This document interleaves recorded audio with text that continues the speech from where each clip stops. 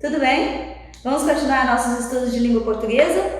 Hoje nós vamos falar de coerência textual. E eu quero que vocês abram a apostila de vocês lá na página 24, que vai falar sobre, que é o nosso texto sobre coerência textual. Alguém me perguntou se todo texto que tem coesão tem coerência.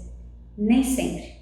Nem sempre por quê? Porque a coesão está relacionada à unidade do texto. Se tem os elementos que ligam uma ideia à outra, né, que faz a referência a outra. E às vezes um texto tem tudo isso. É coeso, mas não tem coerência, não tem lógica. Então é esse o tema da nossa aula de hoje. Lá na página 24, vocês vão encontrar uma explicação sobre a coerência textual e no final da página vocês vão encontrar um texto chamado Circuito Fechado, de Ricardo Ramos. Esse texto é construído de uma forma peculiar, diferente. Leia o texto. Vocês vão ver que não tem nenhum elemento que ligue uma ideia a outra ou uma palavra a outra, mas leia o texto e me diga se vocês entenderam a história que ele narrava. Então, às vezes, não tem os elementos de coesão, mas tem coerência e tem uma coerência interna. Por isso que é tão importante a gente entender o contexto em que é dito alguma coisa.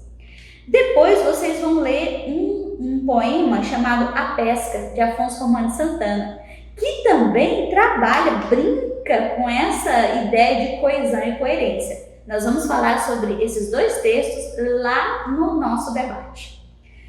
No final da página 25, vocês vão encontrar as meta-regras de coerência, que foram desenvolvidas por um estudioso francês chamado Michel Charolles. Ele desenvolveu algumas regras, que ele chama de meta-regras, para explicar a coerência.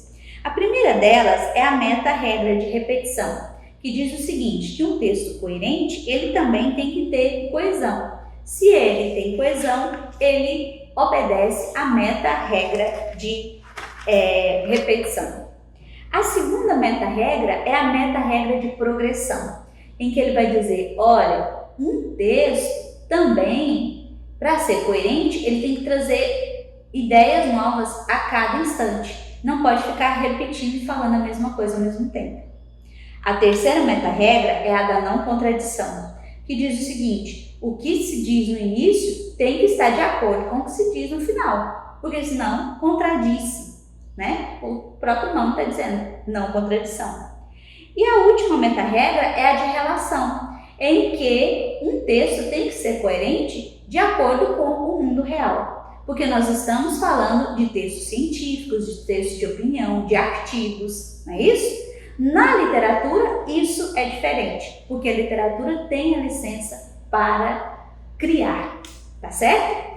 Essa foi uma explanação geral sobre coerência textual. Reveja os conteúdos, vamos para o debate e quero que vocês façam a atividade da página 26. Vamos lá, abraço!